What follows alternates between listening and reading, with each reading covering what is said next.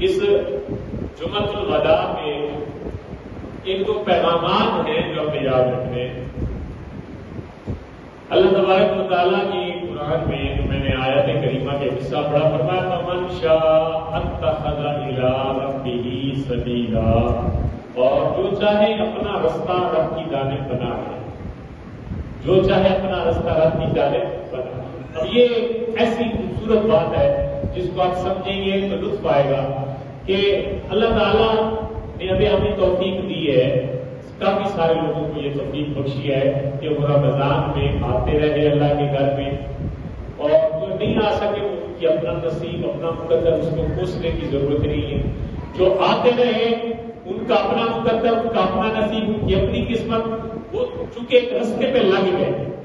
اب اللہ فرماتا ہے فمن شاء اتخذ الی ربہ سبیلا، اب جو چاہتا ہے کہ رستے کو پکڑا رہوں میں، اس رستے کو قابو کروں، تو یہ رستہ جنت کی طرف لے کے جا رہا ہے، تو فرمایا اب جو چاہے تو رستے کو پکا کر لے اور اپنے آپ کو جنت کے رستے پہ ڈال لے، اور جو چاہے اس رستے سے ہٹنا، اس رستے سے دور ہونا، تو وہ ایسی ہے جیسے ہمارے یہاں رمضان میں نمازیں بھی فرض ہوتی ہیں، روزے بھی فرض ہوتے ہیں، تراویح کی بھی محنت کرتے ہیں، اور اس کے بعد جب چونکہ عید آئی عید گزری تو پھر وہ روزے تو خیر ختم ہو گئے، اس کے بعد وہ نمازیں بھی فرض نہ رہی، وہ طبیعت میں بھی وہ چاشنی نہ رہی عبادت کی۔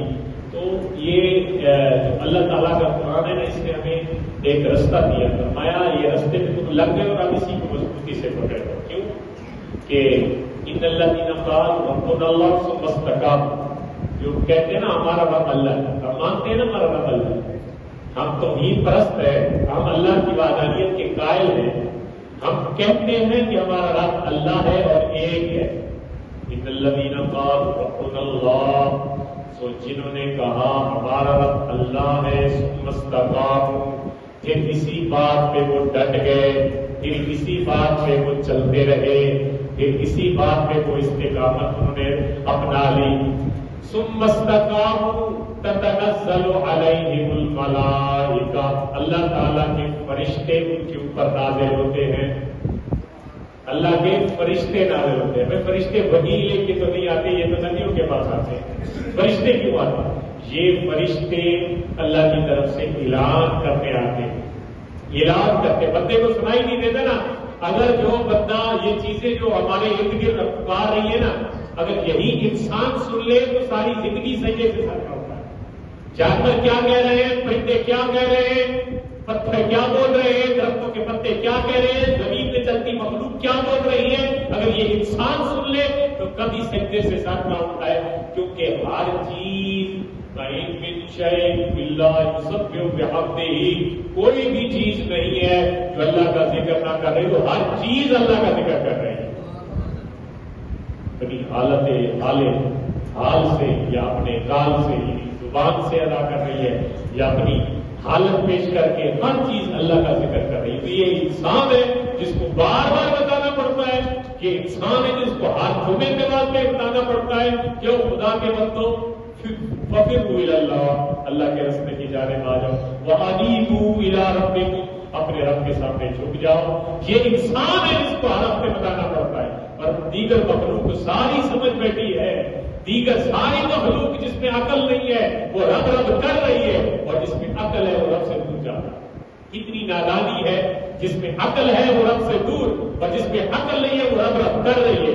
اب عقل والی شخصیت کو، عقل والی مخلوق کو یہ چاہیے تھا کہ وہ بھی رب رب کرتی، لیکن بے عقل مخلوق تو کر رہی ہے، عقل مند نادانی کر رہا ہے، وہ احمقانہ سوچ میں مبتلا ہے کہ میں نے ہمیشہ ادھر رہنا ہے، میں نے ہمیشہ ادھر رہنا ہے، میں یہ بھی جوڑ لوں، یہ بھی بنا لوں، یہ احمقانہ سوچ ہے، ہر چیز یہیں پہ رہ جائے گی۔ یہ ایک فکر ہے، ایک دعوت ہے، اور جنہوں نے اس ماہ رمضان میں عبادات کی محنت کی ان کے لیے وہ کیا کہیں، الحمدللہ الذی ہدانا لہذا وما کنا لنہتدی لولا ان ہدانا اللہ۔ بھائی یہ جو توفیق ہوئی ہے نا، جن کو نماز پڑھنے کی، جن کو تراویح پڑھنے سننے سنانے کی، جن کو تلاوت کرنے کی توفیق ہوئی ہے، تو اس پہ الحمدللہ کہیں، وہ اس پہ الحمدللہ کہے کیونکہ یہ اللہ نے توفیق دی ہے. اور اللہ کا قرآن خود فرماتا ہے کہ جب یہ قیامت کے دن دیکھیں گے نا دیکھتے ہوں گی، یہ قرآن نے وعدے کی ہے نا کہ اپنے قیامت کے دن ہر چیز جو اللہ کے لیے بندہ چھوڑتا ہے نا، اللہ فرمائے گا دیکھو میدان معاشر والے اس نے ہر چیز میرے لیے چھوڑی، یہ بھوک بھی میرے لیے برداشت کرتا تھا، یہ پیاس بھی میرے لیے برداشت کرتا تھا، اس نے حلال چیزیں بھی میری خاطر اپنے اوپر حرام. سنو، اس نے میری خاطر من اجلی، حدیث کے لفظ ہیں، فرمایا یہ میری خاطر یہ دور رہا، سو آج تم گواہ ہو جاؤ کہ میں اس کو باب الریان سے جنت میں داخلے کی اجازت دیتا ہوں. یہ بندے کے وہاں پیشان ہے. تو وہیں پہ بندے جب جنتی نظام دیکھیں گے نا، جنتی ماحول، یہ تو ہم نے منظر دیکھا نہیں ہے، اگر ہم پڑھیں تو منظر کشی ذہن میں آ جاتی ہے کہ ایسا ماحول ہوگا. پڑھے کہاں سے؟ اللہ کا قرآن پڑھا، اس میں یہ ساری منظر کشی ہوگی. کیا کیا ہے؟ میرے پیرے ہیں وہ جناب تکیوں پہ ڈیک لگائے ہوئے ہوں گے، ان کے سامنے بچے ہوں گے، ان کے سامنے بھورے ہوں گی، وہ ان کے پھل لے کے جناب اس کی خواہش کے مطابق کھڑی ہوں گی. ہر دفعہ وہ پھل اسی طرح کا ہوگا لیکن ذائقہ اور ہوگا. یہ ساری منظر کشی اللہ تعالیٰ نے قرآن میں بیان کی ہے. اور جب وہاں پہ پہنچیں گے تو وہاں پہ بھی یہ بندے نہیں کہیں گے چل میں 6 نمازیں پڑھ کے یہاں پہ آیا ہوں، میں نے جناب 31 روزے رکھے تھے، میں نے جناب 6 اذانیں دی تھی. نہیں یہ نہیں کہے گا. وہاں پہ بھی بندہ جا کے کہے گا الحمدللہ الذی ہدانا، اللہ کا شکر ہے جس نے وہاں پہ ہمیں ہدایت کیا. شکر ہے اس بات کا، وہاں پہ بھی وہ شکر ادا کرے گا جس کی توفیق سے ہمیں یہ کچھ نصیب ہوا. الحمدللہ الذی ہدانا لہذا وما كنا لنهتدي لولا ان هدانا اللہ. اگر اللہ ہدایت نہ دیتا تو ہم بھی بھٹکتے، ہم بھی جناب ویسے سارا دن، ہم بھی ویسے ساری راتیں ویسے ہی گزار دیتے جیسے ہمارے پڑوسی گزارتے ہیں، جیسے ہمارے رشتے دار گزارتے ہیں، جیسے ہمارے سگی ساتھی گزارتے ہیں، ہم بھی ویسے گزار دیتے. لیکن یہ شکر کرے گا. اور جو سستی اور کاہلی والے لوگ ہیں وہ اپنی حسرت والے کی ظاہر برابر تو نہیں ہو سکتے نا. جس طرح قرآن میں ہے حال يستوي الذين يعلمون والذين لا يعلمون، کیا جاننے والے اور نہ جاننے والے، کیا عالم اور جاہل کیا برابر ہو سکتے ہیں؟ نہیں ہو سکتے. نہ فرمایا اس طرح برابر نہیں ہو سکتے. تو اس طرح جو محنت کرنے والے ہیں رب کی رضا کی خاطر اس کی عبادت میں وہ، اور جو سستی اور کاہلی اور غفلت کا شکار گھروں میں پڑے ہوئے کہ اپنے کاروبار اور بزنس میں مگن ہیں، تو پھر وہ بھی برابر نہیں ہو سکتے. ان کا اجر اور ہے جنہوں نے سارا کچھ اللہ کے لیے چھوڑا ہے، اور ان کا اجر اور ہے جو بس ٹائم پاس پالیسی پہ عمل کر رہے ہیں. قیامت کے دن نبی پاک صلی اللہ علیہ وسلم سے ایک سوال ہوا، ایک بدر سوال کیا. ایک صحابی، غالباً صحابی کا نام حضرت ابو امامہ تھا. وہ آئے اور انہوں نے سوال کیا، یا رسول اللہ صلی اللہ علیہ وسلم ایمان کی نشانی کیا ہے؟ ایمان کی نشانی کیا؟ بندہ کہ یار میں تو بڑا ایماندار، یا دوسرا کہ فلاں بڑا مومن ہے. میں اگر خود کو معلوم کرنا ہو کہ میں مومن ہوں یا مجھ میں ایمان ہے تو نشانی کیا ہے؟ یہ سوال جناب سرکار دو عالم صلی اللہ علیہ وسلم کی بارگاہ میں کیا گیا. اور سوال کرنے والا کون ہے؟ صحابی ہے. مسئلہ بڑا ہوا ہے. آپ نے ارشاد فرمایا اذا سرت کا حسنتوں کا وساعت سیئتوں کا فانت مؤمن. مسند امام احمد کی حدیث ہے. فرمایا جب تیری نیکی تجھے خوش کر دے اور تیری برائی تجھے پریشان کر دے پھر تو مومن ہے. تیری نیکی تجھے خوش کر دے اور تیری برائی تجھے غم میں ڈالے، شرمندگی، احساس ندامت ڈالے تیرے دل میں. وہ کیسی؟ وہ آج بھی ابھی دن ہے، 2 دن رہتے. ندامت کیا ہے؟ ندامت یہ ہے کہ یار میں نے تو یار رمضان میں وہ عبادت نہیں کر سکا، میں روزے بھی نہیں کر سکتا. یہ ہے شرمندگی، سستی اور کاہلی کی شرمندگی. اب شرمندگی ہوئی ہے تو شرمندگی کا منانا کیا ہے؟ آ جا بھائی، اب کے بارگاہ میں درگاہ کھلی ہے، اس کی بارگاہ کھلی ہوئی ہے، آ جا. اور معافی مانگ پیچھے جو کر چکا ہے، کہے کہ یا اللہ میں بھول گیا ہوں، مجھے احساس نہیں تھا کہ میرے ساتھ یہ ہو جائے گا، میں شیطان کے بہکاوے میں آ گیا، لیکن پھر بھی تیرے دربار میں آ گیا ہوں، اب مجھے معاف کر دے. وہ کہتا ہے کوئی بات نہیں، پھر بھی میں معاف کر دوں، کوئی بات نہیں، پھر بھی آ تو گیا نا میرے پاس. بنی اسرائیل کا ایک شخص تھا اور اس نے نا 20 سال عبادت کی، 20 سال پوری عبادت کی. بعض اوقات نیکی کرتے کرتے بندے رچ جاتے ہیں، پھر برائیوں کی طرف چلے جاتے ہیں. اس کی یہی صورتحال ہوئی. وہ 20 سال عبادت کر رہا بڑی یہ دماغ سے. 20 سال کے بعد اس کا دل بھر گیا, رب رب کرتے کرتے اب 20 سال اس کے دوسرے طرف لگا. ہر قسم کا گناہ اس نے کر لیا, جو وہ کر سکتا تھا, جو اس کی اپروچ میں تھا, جو اس کی استطاعت میں تھا, اس نے کر لیا. اب 20 سال اس نے کی نیکی اور 20 سال وہ کرتا رہا گناہ. 40 سال ہو گئے. 40 سال کے بعد من کی شیشے سے منہ دیکھا, آئینہ دیکھا نا, سفید والا چابی آ گئی. دیکھو اس نے کہا کہ آپ کو بلاوا آ گیا, یہ سفید وال بلاوا ہو گئے. ہم کو کالے کر کے اپنے آپ کو تھوڑا وہ اس طرف لگا دے گا کہ بلاوا نہیں آیا, لیکن یہ اکثر یہ اول بلاوا ہوتا ہے. آج آپ تیاری کر, آپ تیرا تھوڑا ٹائم زیادہ گزر گیا, تھوڑا رہ گیا. اصل میں یہ پیغام ہے. اس نے بھی شیشی منہ دیکھ گیا نا, ہوتے کیا بڑی زندگی گزار گئی, 10-20 سال سے نیکی کی تھی, 20 سال اور سفید آ گئے, بڑا پریشان کر. اب کیا کریں؟ آپ وہ لوٹا اور اس نے جب شیشہ آئینہ دیکھ کے نا, اب جب بندے کا دل ٹوٹتا ہے, دل ٹوٹے ہوئے دل کے ساتھ جب رب کو پکارا جاتا ہے تو رب سنتا ہے. شکستہ دل کے ساتھ رب قبول بھی کرتا ہے. یعنی بندے کو دنیا کے زبردست دکھ گھیر لینا اور بندہ جب پورا غمگین ہو جائے اب وہ پکارے رب کو, رب سنتا ہے اور مدد بھی کرتا ہے. یعنی شکستہ دل کے ساتھ اپنے رب کی بارگاہ میں جو آتا ہے, رب اس کی وہ ٹوٹے ہوئے دل کی آہ کو سنتا بھی ہے اور اس کو پورا بھی کرتا ہے.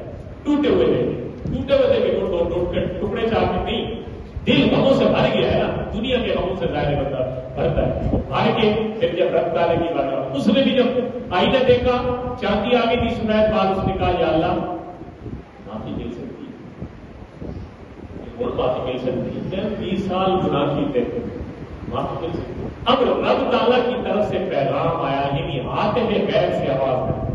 آواز کہاں تک پہنچی؟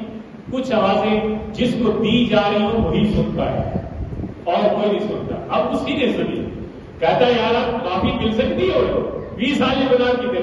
آپ نے فرمایا اوئے بدیا, 20 سال تو نے میرے ساتھ محبت کی, میں نے تیرے ساتھ محبت کی. نہیں سمجھ آئے گا. 20 سال تو نے میرے ساتھ محبت کی, میری عبادت کرنا, میں بھی بدلہ تجھے دیتا رہا, میں تجھے پیار کرتا رہا, میں تیری منتیں, تیری حاجتیں, تیری تمام پریشانیاں ٹالتا رہا, تجھے میں نے اپنا بنائے رکھا, تو نے مجھے پکارا اور میری عبادت کرتا. اب 20 سال سے تو مجھ سے منہ موڑ گیا تھا, تو چلا گیا تھا, سو تو اعراض کر کے پیٹ پھیر کے تجھ سے چلا گیا تھا, میں نے بھی تجھ سے اعراض فرما لیا. میں نے بھی تجھ سے, قرآن بھی کہتا ہے نا کہ اس طرح نہ ہو جاؤ کہ جو اللہ کو بھول جاتے ہیں. اگر اللہ کو بھول جانے والوں میں سے ہو جاؤ گے تو اللہ بھی تمہیں نعوذ باللہ پھر رد فرما دے گا. اللہ کو بھولنا تو نہیں کہہ سکتے نا, اللہ بھول نہیں سکتا, یہ ادب کی بات ہے. لیکن اللہ فرماتا ہے تم اگر مجھے بھول جاؤ گے نا کہ ہمارا رب بھی ہے جو ہمیں کھلانے کے لیے سارا کچھ دے رہا ہے, ہمارا رب ہے جو ہمیں پہننے کو اچھا سا اچھا دے رہا ہے, ہمارا رب ہے جس نے اولاد جوان خوبصورت اولاد ہمیں دی ہے, ہمارا رب ہے جس نے ہمیں چھت دی ہے, ہمارا رب ہے جس نے ہمیں صحت دی ہے, یہ چیزیں تو بھول گیا ہے نا, تو اعراض کر کے چلا گیا, تو میں بھی تجھ سے اپنی رحمتیں روک لوں گا. اس کو اعراض کر کے میں رحمتیں روک لوں گا. اب جب تو مجھ سے دور ہوا تو میں نے رحمتیں روک لی. اب تو دوبارہ میری بارگاہ میں آنا چاہتا ہے تو آ جا, پھر میں تجھے اپنے قریب کروں گا, پھر میں تجھے اپنے قریب کروں گا. یہ تو بارگاہ ہی ایسی نہیں ہے. اپنے تانے ہم دنیا والے مارتے ہیں,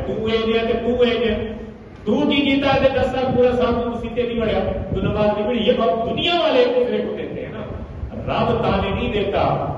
رب کہتا فرماتا ہے آ جا میرے پاس, میری بارگاہ میں آ جا, معاف کرنا میرا کام ہے, کیونکہ یہ شان اسی کی ہے, وہ معاف وہی کرتا ہے. ایک صحابی اس نے سوال کیا نبی پاک صلی اللہ علیہ وسلم کی بارگاہ میں, عرض کرتا ہے کہ یا رسول اللہ صلی اللہ علیہ وسلم مجھے جو ہے نا آپ وصیت فرمائیے, اور وصیت وہ فرمائیے جو مختصر ہو مگر جامع ہو. یعنی کام تھوڑا ہوگا کہ اجر چوکھا زیادہ, مختصر فرمائیے. لیکن تو پھر حضور تو جواب طلب کے نا, آپ الفاظ کم بولتے لیکن معنی میں سمندر ہوتے. یہ کسی بھی لغت کی پہچان ہوتی ہے کہ کم الفاظ زیادہ معنی, تھوڑے الفاظ بولے گئے اور زیادہ معنی بڑھا دیے جائے.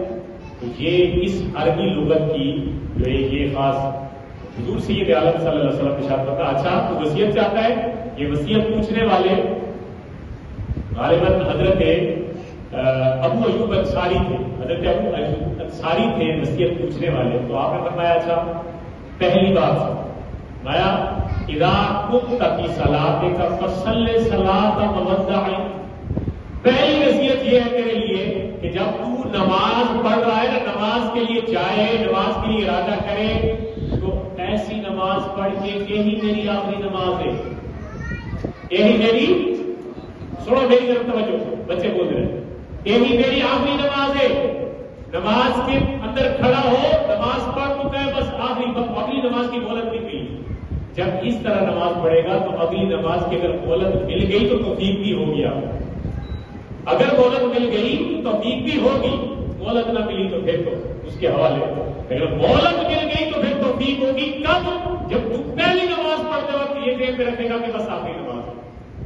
آخری اس گلو نہیں کہ معلوم مسیحیں کوئی نہیں بن رہا, اس گلو آخری نہیں, آخری اس کرو کہ یہ میری زندگی کی آخری نماز ہے, میں نے دوبارہ شاید زندگی میں مجھے نماز میسر نہ آئے. فرمایا جب تو نماز کے لیے کھڑا ہو تو پھر اس طرح نماز پڑھ کے میری آخری نماز ہے, الوداعی نماز ہے, تو پھر مجھے توفیق ہوگی اگلی نماز پڑھنے کی. ایک بات دوسری فرمایا ولا تکلم بکلام تعتذر منه. فرمایا کہ جب گفتگو کرنا اس طرح کی گفتگو کر کے بعد میں تجھے معذرت نہ کرنی پڑے, بعد میں تجھے معذرت نہ کرنی پڑے کہ میں یہ گفتگو نہ کرتا تو یہ ہوتا. کلام اس طرح کر کہ پہلے سوچ سمجھ لے کہ اس کلام سے تو نے کسی کے سینے کو چھلنی تو نہیں کر دیا. اس کلام, اس گفتگو, اس نشتر سے تو نے کسی کے جسم کو, کسی کے دل کو, کسی کے دماغ کو, کسی کی محنت کو, کسی کی ہمت کو, کسی کے جذبے, کسی کے ملبلے کو تو نے دو لفظ تو نہیں کر دیا. یہی ہمارا حال ہے. ہم جب زبان سے بولتے ہیں تو آگے نہیں دیکھتے کہ کیا ہو رہا ہے, تو پھر اس کے نقصانات بھی ظاہر ہوتے ہیں, ہم جھیلتے بھی ہیں نقصانات کو. لیکن حضور سید عالم صلی اللہ علیہ وسلم نے جو صحابی کو وصیت اور نصیحت فرمائی, اس میں پہلی نصیحت یہ ہے کہ ہر نماز کو اپنی زندگی کی آخری نماز سمجھ اور گفتگو اس طرح کر کہ دوسرے کو گفتگو سے تکلیف نہ ہو کہ بہتر تجھے معذرت کرنی پڑے کہ یار میں نے تو یہ بات نہیں کہی تھی. تیسری فرمایا وَأَجْمِعِ الْيَاسَ عَمَّا فِي أَيْدِي النَّاسِ. جو لوگوں کے پاس ہے نا, یہ تیسری بات اتنی کھلی بات ہے کہ اس کو جتنے معنی میں آپ بات لے سکتے ہیں لے سکتے ہیں. فرمایا کہ جو لوگوں کے پاس ہے نا, لوگوں کے پاس, جو لوگوں کے پاس ہے اور تیرے پاس نہیں ہے, تو اس کے پیچھے مت بھاگ. جو لوگوں کے پاس ہے اور تیرے پاس نہیں ہے تو اس کے پیچھے مت بھاگ. اگر تو بھاگنا شروع کرے گا تو تیری دوڑ کبھی ختم نہیں ہوگی. تیری دوڑ کب ختم ہوگی جب تیرے سامنے وہ 6 فٹ کا گڑا یعنی کور آ جائے گی, تیری دوڑ ادھر ختم. اگر اس بات میں تو لگ گیا کہ فلاں کے پاس ہے میرے پاس نہیں, یہ حضور نے پہلے صحابی کو نصیحت دیا. اور یہ بھی ہمارے لیے معاشرتی لیول پہ بہت بڑی بات ہے کہ ہم جب کسی کے دوسرے کو دیکھتے ہیں, وہ آدھے نا کہ دوسرا کا لال ویکھتے ہیں اپنے چپیڑا نال لال, اس طرح بندہ دوسرے کی ضد نہ کرے تو اس کے پاس یہ ہے اور میرے پاس یہ نہیں ہے. تو یہ تو نبی پاک صلی اللہ علیہ وسلم نے اس کا علاج بتایا. آپ نے بتایا کہ رب نے تجھے دیا ہے نا, اس پہ شکرانہ کرنا سیکھ اور ملے گا, اور ملے گا. ہم کہتے ہیں جو ہے یہ تو ہے ہی کوئی نہیں نا, اور لینا ہے. قرآن کہتا ہے وَلَئِن شَكَرْتُمْ لَأَزِيدَنَّكُمْ. اگر مزید لینا چاہتا ہے, 100 ہے تیرے پاس, 200 لینا چاہتا ہے تو اس 100 پہ تو میرا شکر ادا کر, 200 بنا دوں گا. تو اس 100 کو تو کسی کھاتے میں نہیں گنتا, اس کو تو کسی کھاتے میں نہیں لاتا کہ میرے پاس 100 ہے, بس ہے وہ 200 والے چکر میں ہے. 200 والے چکر میں پائے وہ قرآن کہتا ہے وَلَئِن شَكَرْتُمْ لَأَزِيدَنَّكُمْ. بھائی پہلے والے 100 پہ شکر کرے گا تو دوسرا 100 تجھے ملے گا. یہ شکر ہم نے نہیں سیکھا, شکر کرنا بھی ہم نے نہیں سیکھا. معاشرہ ہے انسان. میں بات کر رہا تھا کہ انسان استقامت, یہ جو ہم نے نیکیاں کی ہے نا سب نے, اس پہ استقامت بڑی چیز ہے. استقامت سے آپ اس نیکی کو مزید لمبے عرصے تک چلا سکتے ہیں، صرف رمضان تک نہیں یا عید والے دن تک نہیں، بلکہ لمبے عرصے تک اس استقامت والی نیکی کو آپ چلا سکتے ہیں۔ مثال کے طور پر حضرت داتا علی حجویری نے کشف الباطن پہ ایک بات لکھی ہے، وہ کہتے ہیں کہ حضرت سری سکتی کے مرید تھے جن کا نام محمد بن اسماعیل تھا، وہ ان کے مرید تھے، اور یہ حضرت جنید بغدادی کے ہم اثر اولیاء میں سے تھے۔ حضرت ابو الحسن محمد بن اسماعیل یہ حضرت جنید بغدادی کے ہم اثر جو ولی تھے نا، ہمیں جنید بغدادی کا نام سنتے ہیں، تو ان کے یعنی زمانے کے ولی تھے۔ تو وہ کہتے ہیں کہ جب ان حضرات کا یعنی حضرت ابو الحسن اسماعیل کا محمد بن اسماعیل کا وقت وصال قریب آیا، وقت وصال موت کا وقت قریب آیا، تو نماز مغرب کا وقت تھا۔ اب ملک الموت جو فرشتہ موت کا وہ جب آتا ہے تو عام انسان کو بھی عین وقت موت وہ نظر آ جائے۔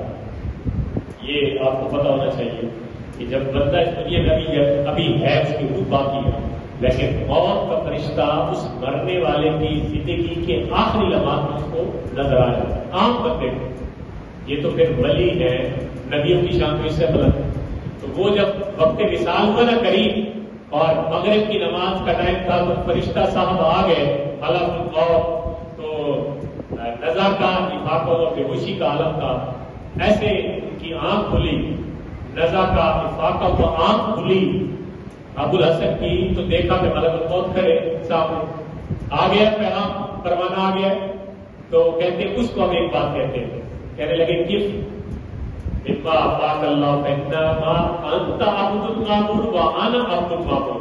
اوے اللہ کے بھیجے ہوئے فرشتے گل سن، تو بھی اللہ کے حکم کا پابند ہے تے میں بھی اللہ کے حکم کا پابند۔ فرشتے کو کلام ہے، جرت بندے کی اس طرح کی وہ استقامت نا، فرشتے وہ بھی موت کے فرشتے کو گفتگو کر رہے ہیں۔ یہ حضرت داتا علی حجویری اپنی کتاب کشف الباطن میں لکھتے ہیں، فرماتے ہیں کہ وہ موت کے فرشتوں کو کہتا ہے گل سن، تو بھی رب دا مامور ہے، یعنی اللہ کے حکم کا پابند تے میں بھی اللہ کے حکم کا پابند۔ نہ تو اللہ کے حکم کے علاوہ کچھ کر سکتا ہے، نہ میں اللہ کے حکم علاوہ کچھ کر سکتا ہوں۔ گل ہے وما امرت به جب تو کا وما امرت به فهو شيء يفوتني، جو تجھے حکم دیا تو اس کو نہیں چھوڑنا چاہتا، جو مجھے حکم دیا گیا میں اس کو نہیں چھوڑنا چاہتا۔ تجھے حکم یہ دیا گیا ہے کہ اس کی روح نکال کے لے آ، اور مجھے یہ حکم دیا گیا ہے کہ جب نماز کا وقت ہو تو تم نے نماز پڑھنی ہے۔ بندہ مرد الموت پہ آخری ایام ہے، اس کے آخری سیکنڈ چل رہے ہیں، اس کے آخری منٹ، کہتا ہے تجھ کو جو حکم ملا ہے کہ اس کو نہیں چھوڑنا، لے کے آنا اس کی روح۔ مجھے حکم ملا ہے کہ میری نماز کا وقت ہو جائے تو میں نے نماز پڑھنی ہے۔ اب بات سن، فدانی امدے فیما امرت ثم ابدے بما امرت به، فرمایا مجھے تھوڑی مہلت دے، جس کا مجھے حکم دیا گیا پہلے میں وہ پورا کر لوں، پھر جو تجھے حکم دیا گیا تو پورا کر۔ یعنی پہلے میں کی کرتے نماز پڑھتے، وقت وصال میں میرا آگے میں تم دیکھ لے اور قضا کر لیجیے کوئی نہیں، پر مہلت اب یہ اس بات کے خلاف بھی نہیں ہے کہ یار اس کا تو لمحہ لکھا ہوا ہوگا تو پھر اللہ نے حکم سے لیٹ ہوا، تو یہ اللہ کے حکم سے ہی ان کو مہلت ملی، اللہ کے حکم سے ہی ان کو مہلت ملی کہ تھوڑا سا وقفہ کر لے، تاکہ اس کو جو میرے ساتھ گفتگو کرنے کا، میری عبادت کرنے کا اتنا شوق ہے کہ ابھی میرے پاس اس میں آنا ہے، لیکن یہ چاہ رہا ہے کہ میں تیرے بارگاہ میں حاضر ہونے سے پہلے تیرا فریضہ، تیرا فرض پورا کر کے آؤں۔ یہ تھے وہ لوگ جو استقامت کے اعلیٰ معیار، اعلیٰ مینار کے فائز تھے، اور جنہوں نے ہمیں درس دیا یہی کہ بندہ خدا سختیاں، مصیبتیں، تکلیفیں یہ آتی رہتی ہیں، وقت ایک جیسا نہیں رہتا، انسان کا وقت پھرتا رہتا ہے۔ حضرت ام المؤمنین حضرت عائشہ صدیقہ رضی اللہ تعالیٰ عنہا نے سید عالم صلی اللہ علیہ وسلم کی بارگاہ میں عرض کی کہ یا رسول اللہ ای الاعمال احب الی اللہ، یہ یا رسول اللہ صلی اللہ علیہ وسلم جو اللہ کو سب سے پسندیدہ عمل ہے وہ کون سا ہے جو اللہ کو پسند ہے؟ سنیے ذرا، جو اللہ کو پسند ہے عمل وہ کون سا عمل ہے؟ تو آپ صلی اللہ علیہ وسلم ارشاد فرمایا کہ جو اللہ کو پسند ہے احب اللہ اتممھا وان کلا، یعنی جو بندہ کام ایک مہینے ایک دن کے لیے نہ کرے بلکہ ساری زندگی کرتا رہے چاہے تھوڑا ہو، وہی اللہ کو پسند ہے۔ یہ پیغام ہے آپ میں کہ آپ نے محنت کی، رمضان میں آپ عبادت پہ لگے رہے جتنا آپ سے ہو سکا، تو یہ صرف اتنا بس نہیں کرنا کہ بس رمضان گیا تو ہم گئے، نہیں، تھوڑا سا ہی لگاتار سوچتے رہے، کیونکہ اللہ کو وہ عمل پسند ہے جو چاہے تھوڑا ہو، چاہے اپنے تہجد رمضان کے بعد نہیں پڑھنی لیکن 5 تو پڑھتے رہنا، وہ تاکہ تہجد میں جو آپ کو تکلیف یا جو آپ اٹھتے تھے وہ آپ کی بیداری ہوتی تھی، آپ کی نیند خراب ہوتی تھی، آپ کو تکلیف آپ کی پھر وہ آرام پورا نہیں ہوتا تھا، چاہے وہ نہیں اٹھ سکے، لیکن اب جو ہے جو فرض ہے آپ کے جو دن میں ہے جن میں آپ جاگتے ہوئے گزارتے ہیں، فرمایا وہ نہیں چھوڑنے، تاکہ وہ یہ نہیں کہ ایک رمضان بھی ہمیں پورے کرنے کے بعد۔ یہی ہمارا پیغام ہے میرے بھائیو دوستوں، اللہ تعالیٰ ہم سب کو اس دنیا میں جتنا ہم نے رہنا ہے اپنے در کا محتاج بنائے رکھے، اپنے دربار کے اللہ تعالیٰ حاضری نصیب کرتے رکھے، ہم جو کچھ کر سکے آپ کے لیے ہم کرتے رہے، دینی فریضہ ہماری ذمہ داری تھی اور ہم اس کو بآسر طریقے سے نبھاتے رہے، لوگوں کو قرآن و حدیث کی پن پوائنٹ پہ گفتگو بتائی، کوئی حکایات بھی بتائی، کوئی صبح کا درس تھا تو ترمذی کی اصل کتاب ابھی بھی میرے سامنے یہ موجود ہے، ترمذی شریف کی اصل کتاب سے میں درس کہتا رہا، جمعہ کے واسطے بھی میں اصل قرآن اور حدیث کی نچوڑ آپ کے سامنے بیان کرتا رہا، جتنی میری قسمت تھی اور جتنا میں نے یہاں پہ آپ کے سامنے پیش کرنا تھا میں نے کیا۔ اللہ تعالیٰ ہماری خدمت دین کو قبول فرمائے، یار زندہ صحبت باقی، اللہ تعالیٰ اگلے رمضان تک ہم سب کو اپنے رستے کا راہی بنائے، اپنے رستے کا مسافر رکھے، اور اللہ تعالیٰ اس مسجد کو آباد و شاد فرمائے۔